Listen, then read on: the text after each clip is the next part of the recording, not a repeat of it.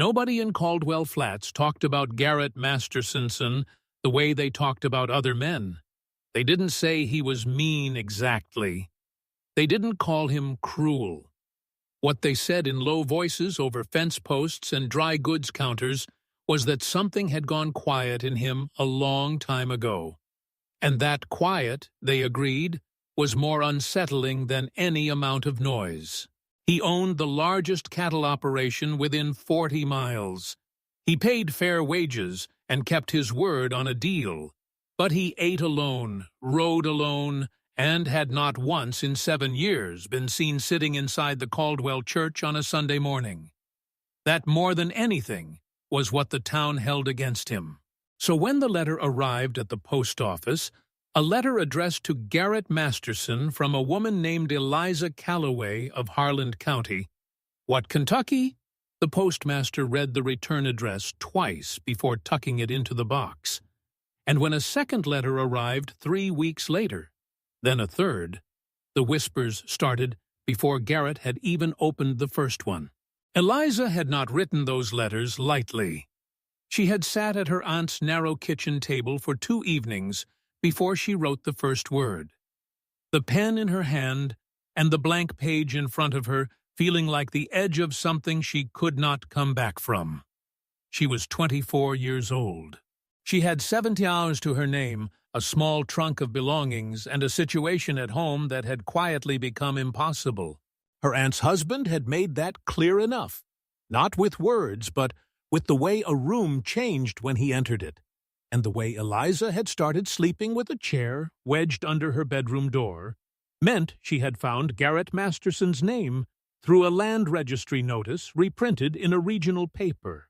A rancher seeking a capable woman of good character for the purpose of marriage and household management. The wording was blunt, almost cold. But Eliza had read it 4 times and decided that blunt and cold were not the worst things a man could be. She wrote honestly. She did not pretend to be something she wasn't. She told him she was not delicate, that she could cook and manage accounts, and was not frightened of hard work.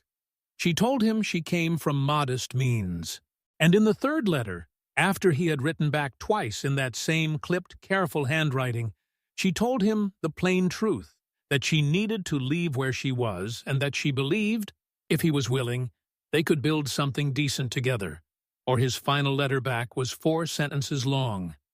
Come on the 15th, I'll meet the stage. We can speak plainly when you arrive. Bring only what you need. She brought everything she owned, which wasn't much. The stage rolled into Caldwell Flats on a Thursday afternoon with the kind of dust cloud that made people step out onto their porches just to watch. Eliza pressed her face close to the small window and saw the town for the first time. One main street, a row of timber front buildings, a water trough, 2 dogs sleeping in the shade of a hitching post. And then she saw him. He was standing apart from the small crowd that had gathered, the way a man stands when he is used to being watched and has long since stopped caring about it. Tall, with a dark hat pulled low and his arms loose at his sides. He wasn't scowling, and he wasn't smiling either. He was simply watching the stage come in with the same expression a man uses when he is waiting on a weather report. Eliza straightened her collar, picked up her traveling bag, and stepped down into the afternoon heat. He walked toward her without being waved over. That was the first thing she noticed. He didn't wait to be invited. He covered the distance between them in a few unhurried strides and stopped 2 feet away, close enough to speak quietly. "Miss Calloway," he said. "Mr. Masterson," she replied. He looked at her for a moment, not unkindly, but directly, the way a person looks when they are making up their mind about something and intend to do it honestly. Then he picked up her trunk without asking and carried it toward a wagon at the edge of the street. She followed him behind her, and she could already hear the murmuring begin. They rode out to the ranch, mostly in silence. Garrett kept his eyes on the road. Eliza kept hers on the land, the flat sprawl of it, the pale grass bending in the afternoon wind, the distant line of hills sitting low against the sky. It was nothing like Kentucky. It felt enormous in a way that was almost frightening and almost freeing at the same time. "The house is plain," he said after a long while. "That's fine," she said. Another silence. "Then I want to be straightforward with you before we go any further with this arrangement. I'd prefer that," she said. He glanced at her sideways, just briefly, as if the answer had surprised him slightly. "There are people in town who won't receive this well, and a man in my position taking a mail-order bride, they'll have opinions." "People generally do," Eliza said. Something shifted in his jaw. Not quite a smile. Not quite. Not one, either. "You're not what I expected," he said. "What did you expect?" He thought about that for a moment genuinely. "Someone more nervous," he finally said. Eliza looked out at the wide, flat land again. "Oh, I'm nervous," she said quietly. "I'm just not going to show you that on the first day." This time he did almost smile. It lasted about half a second before his face settled back into its usual stillness, but she caught it. And for reasons she couldn't entirely explain, it steadied something inside her that had been unsteady for a very long time. The house was plain, as he had warned, but it was solid and clean and larger than she'd expected. There was a covered porch that looked west toward the hills, and in the late afternoon light, the whole front of it glowed a deep amber that made Eliza stop on the steps and simply look for a moment. Garrett had already carried her trunk inside. He came back to the door and found her standing there, and he didn't rush her or ask what she was doing. He just waited. "It's a good porch," she said. "I've always thought so," he said. She went inside. Over the following 3 days, they moved around each other carefully, the way two people do when they are bugged. They're both too honest to pretend comfort they don't yet feel, and too respectful to manufacture friction they don't actually have. He showed her the house, the kitchen stores, the ranch ledgers. She asked clear questions and remembered the answers. He noticed that on the 4th morning at over coffee, he told her they should ride into town to speak to the preacher, that if she was still willing, they could marry by end of week. Eliza wrapped both hands around her cup. "Are you still willing?" she asked. "I asked first," he said. "Yes," she said. "I'm still willing." He nodded once, the way a man nods when something has been decided, and he intends to honor it. End of week, then. But what neither of them knew, what they couldn't have known, sitting quietly at that kitchen table with the morning light coming through the window, was that the town of Caldwell Flats had already made up its mind about the two of them, and it had decided against them before they'd even had the chance to begin. The preacher's name was Hollis Dunbar, and he was a man who believed above most things, yet that a community's opinion was as close to God's will as anything written in Scripture. He received Garrett and Eliza on a Friday morning in the small front room of the church, with his hands folded on his desk, and an expression that sat somewhere between concern and disapproval. He offered them each a seat. He did not offer coffee. "I've heard about your arrangement," he said, looking mostly at Eliza. "Then you know why we're here," Garrett said. Dunar shifted his gaze. "A marriage is not something to be entered into as a matter of convenience, Mr. Masterson. The church takes seriously. We're not asking for your opinion on it," Garrett said, not rudely, just plainly, the way he said most things. "We're asking for a date." A silence followed that had weight to it. Eliza kept her hands folded in her lap and her eyes steady, and she had dealt with men like Dunar before, men who dressed their personal objections in the language of principle. She had learned that the worst thing you could do was let them see you flinch.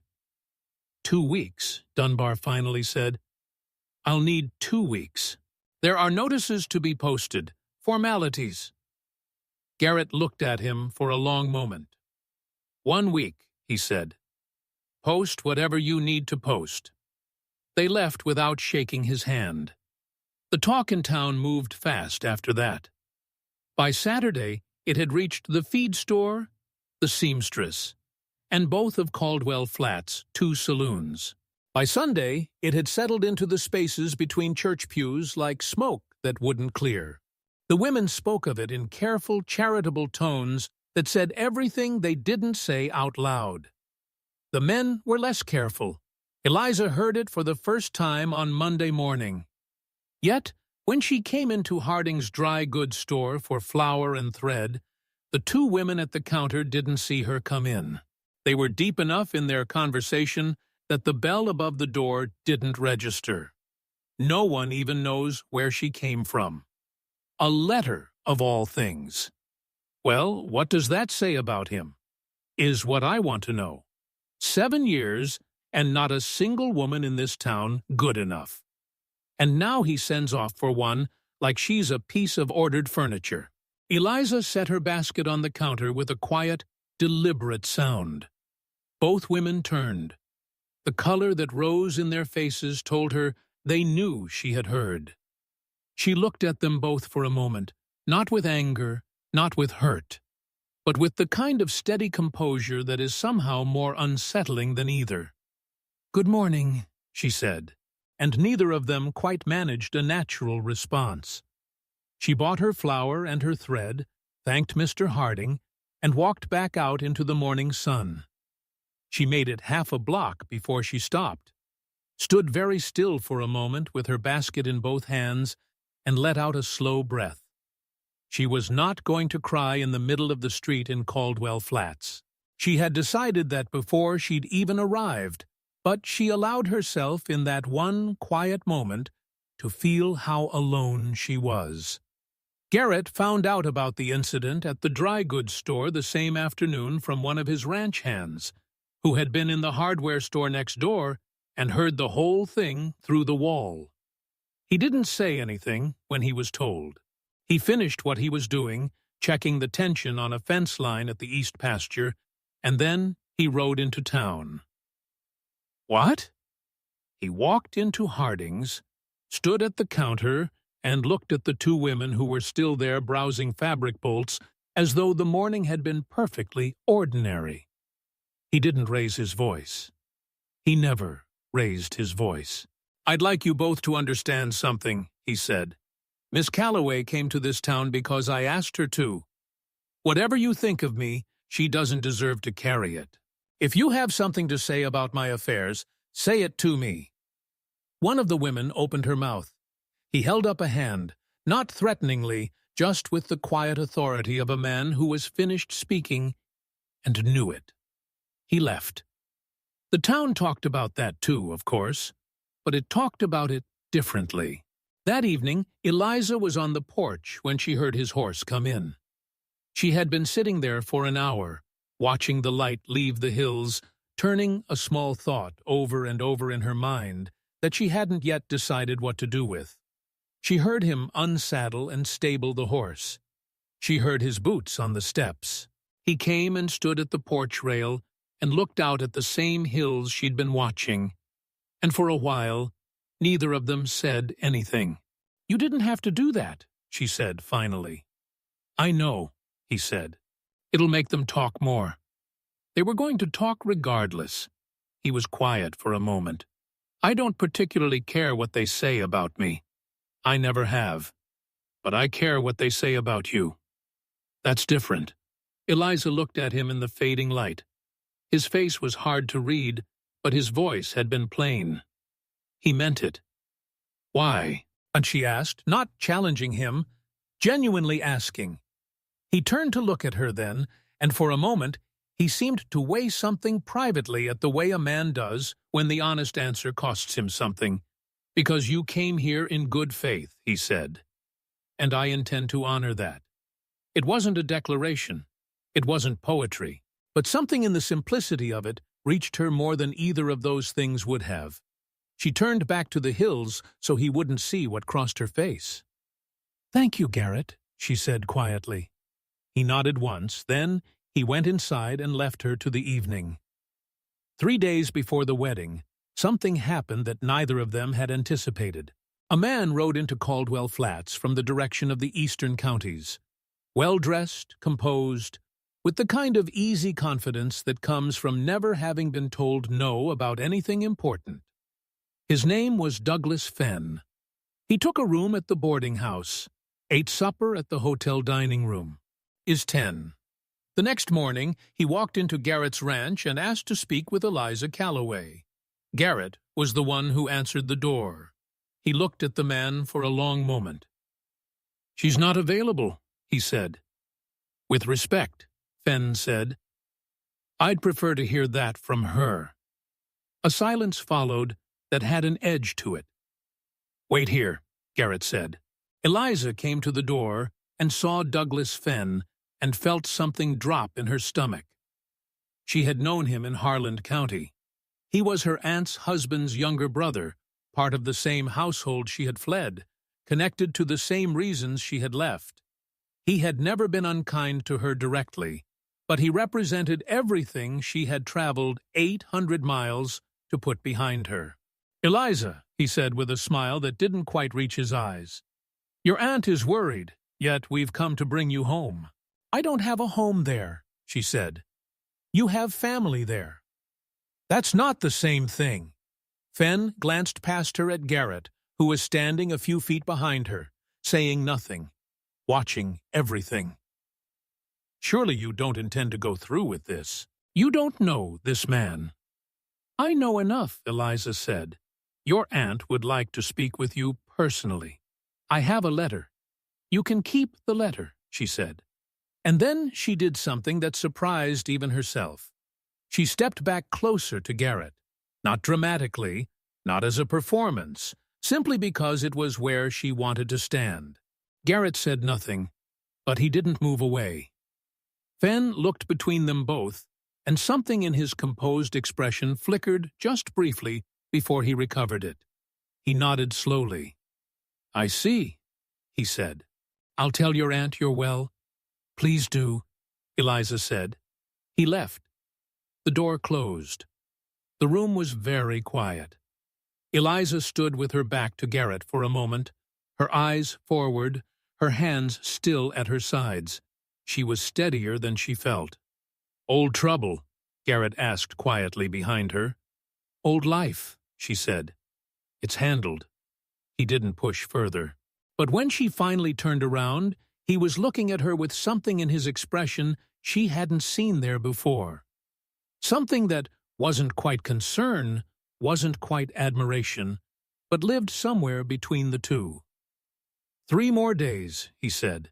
"3 more days," she agreed.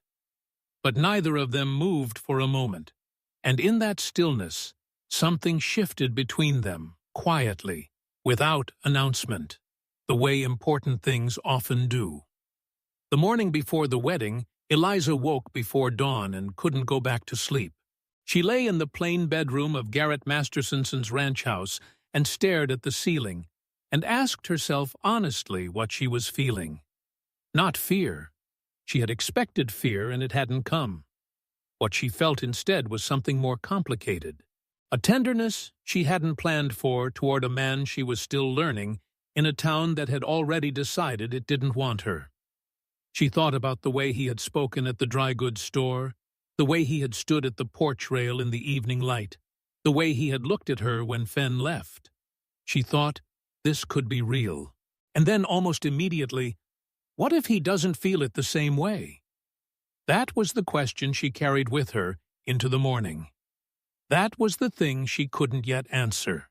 And it was still unanswered when, but just after breakfast, one of Garrett's ranch hands came riding in fast from the East Road with news that made Garrett's face go very still in a way Eliza had not yet seen. Someone had cut the fence line on the south pasture overnight. 30 head of cattle were gone, and the tracks led directly toward town. The south pasture fence had been cut clean, not broken, not weathered through, cut with intention, and in the dark by someone who knew exactly where to walk and when. Garrett stood at the gap in the wire for a long time without speaking. Two of his ranch hands stood behind him, waiting.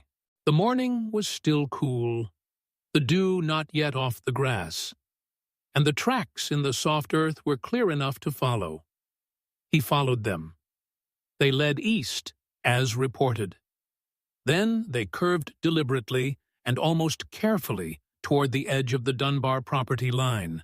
Not onto it, just close enough to suggest something without proving it. Garrett crouched beside the last clear print and stayed there for a moment thinking. Then he stood up, told his men to start rounding up what cattle they could find in the neighboring draws, and rode back to the ranch alone. Eliza saw his face when he came in and knew before he spoke that something had changed in the situation. Not worsened, exactly complicated. She poured him coffee without being asked and set it on the table and sat down across from him. She didn't ask what happened. She waited. He told her plainly. The fence, the cattle, the tracks that curved conveniently toward Dunar land. Someone wants it to look like Dunar, she said. Or Dunar wants it to look like someone wants it to look like Dunar, he said. She thought about that. Either way, the timing isn't accidental. No, he said it isn't. The wedding was tomorrow morning. She watched him turn the coffee cup slowly in his hands and recognized what was happening behind his eyes. The old instinct of a man who had survived 7 years alone by solving his own problems quietly, pulling back into himself, handling things the way he always handled them, without asking for help, without letting anyone close enough to be affected by the fallout. "Garrett," she said. He looked up. "Don't pull away from me right now," she said quietly, directly. "Whatever this is, don't handle it alone and leave me standing at the edge of it. If we're doing this tomorrow, we're doing all of it together." Something crossed his face that she couldn't entirely name. It wasn't resistance. It was closer to the expression of a man who had been offered something he wanted, but had spent so long not expecting it that the receiving of it caught him off guard. "I'm not used to that," he said honestly. "I know," she said. "Start getting used to it." By midday, the story had reached town before Garrett did. It had been shaped along the way stories are, smoothed in some places, sharpened in others, until by the time it reached the saloon and the feed store, it had become something close to an accusation. Masterson's cattle missing the day before his wedding. Tracks near Dunar land. Some people said Dunar had finally had enough of Garrett's cold manner and decided to send a message. And some people said Garrett had staged the whole thing for reasons no one could quite articulate. But everyone seemed willing to believe. And a smaller number, quieter, meaner, clear's throat, said that the woman had something to do with it, that she'd brought trouble with her from wherever she came from, that Caldwell Flats had been perfectly functional before she stepped off that stage. Garrett heard that last version in the hardware store from a man who didn't know he was standing close enough to be heard. He turned around slowly. The man, a rancher named Cobble, broad and red-faced and suddenly aware he had made an error, took a step back. "Say that again," Garrett said. Very quietly. Cobble did not say it again. "Miss Calloway," Garrett said in Clear's throat, the same quiet voice to the room at large, who came to this town with more integrity than most of the people in it. "I'll hear her name spoken with respect, or I'll hear it spoken nowhere near me. That goes for every man in here." The hardware store was very silent. He bought what he came for and left. What he didn't know was that Eliza had come into town behind him. She had not followed him. She had come on her own, for her own reasons, with her own intention. She had thought about what he'd said on the porch, about what she'd felt that morning lying awake, about Douglas Fenn and the old life and everything she had ridden 800 miles to leave behind. And she had decided she was not going to let this town, or this moment, or her own uncertainty take something from her that she hadn't even fully allowed herself to want yet. She went to see Preacher Dunar, and she found him in the church arranging hymnals with the deliberate care of a man avoiding his own thoughts. She walked in, sat down in the front pew, and waited until he acknowledged her. "Miss Calloway," he said with the same careful expression he'd worn at their first meeting. "I want to talk to you plainly," she said.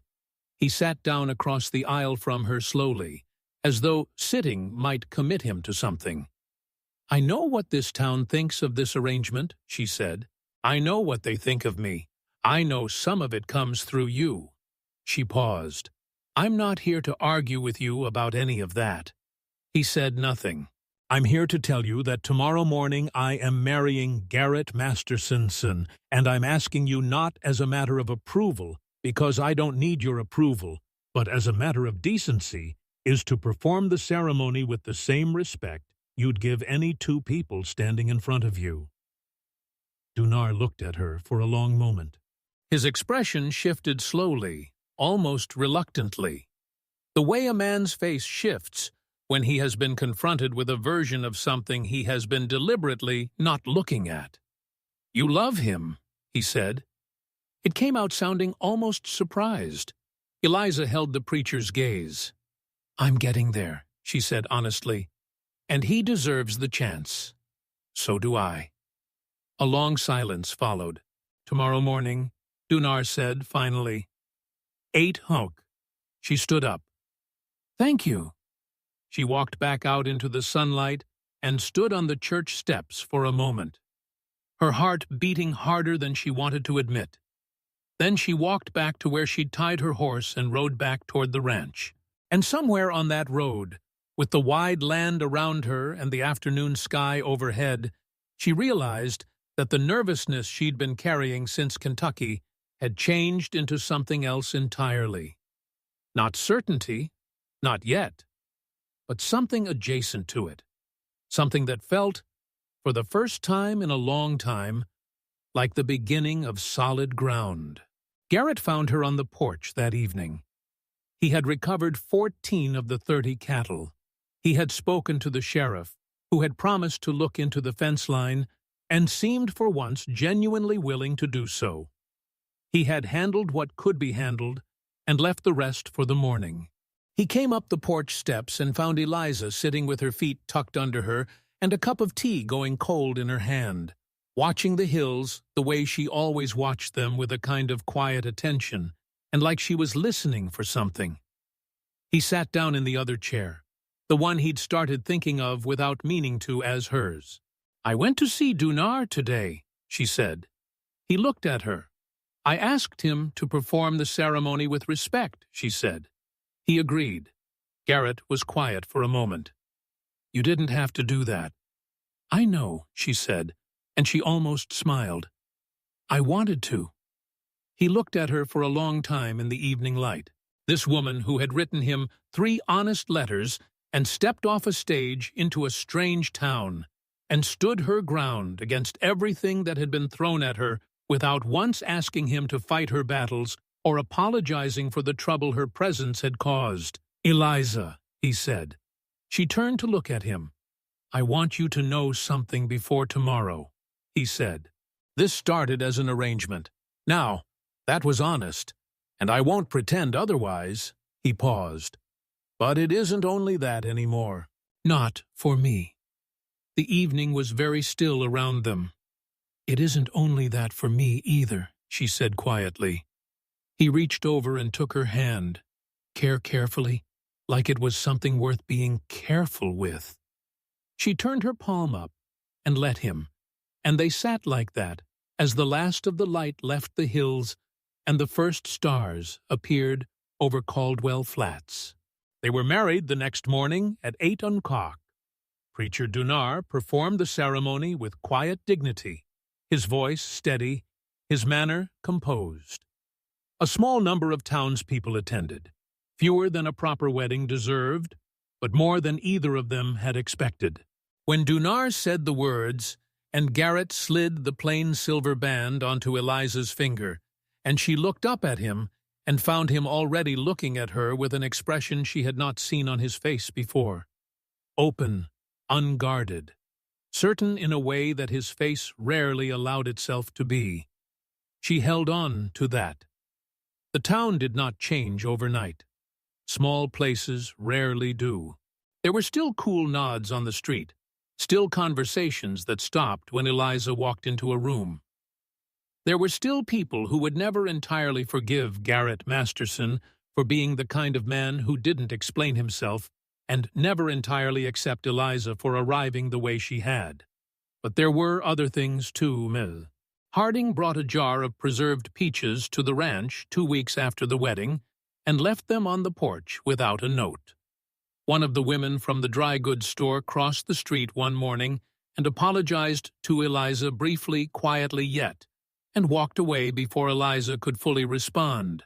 The sheriff found evidence that the fence line had been cut by a drifter passing through, a man with no connection to Dunar or anyone else. And the accusation dissolved the way unfounded things eventually do. And Garrett, slowly, without announcement, began to change in ways that only Eliza could see. He started leaving the ranch for Sunday morning church. Not every week, but some weeks. He started taking his coffee on the porch instead of inside alone. He started laughing. Not often, not loudly, but genuinely, at the things she said that were worth laughing at. She started to feel the solid ground under her feet. 2 years after Eliza Calloway stepped off that stage into the dust of Caldwell Flats, Dust Toy sat on the porch of the ranch house in the late afternoon and watched Garrett come in from the south pasture, the same pasture where the fence had been cut. Once, in what already felt like a different life, he unsaddled his horse, turned it out, and walked across the yard toward her. He took off his hat when he reached the steps. His eyes went to her first, the way they always did now, and then to the small bundle she was holding carefully in both arms. He sat down beside her. The baby was asleep, 8 days old, with Eliza's coloring and what appeared so far to be Garrett's disposition. Quiet, watchful, seemingly content to take the measure of the world before deciding what to do about it. Garrett looked at the two of them for a long moment. Then he put his arm around Eliza's shoulders, and she leaned into him, and the three of them sat together as the sun went down over the hills of Caldwell Flats. The town had not given them this. They had built it themselves out of 3 honest letters and a plain silver band, and the decision made over and over again in small ways and large ones to choose each other anyway. That, in the end, was the whole of it, and it was he sync to video time.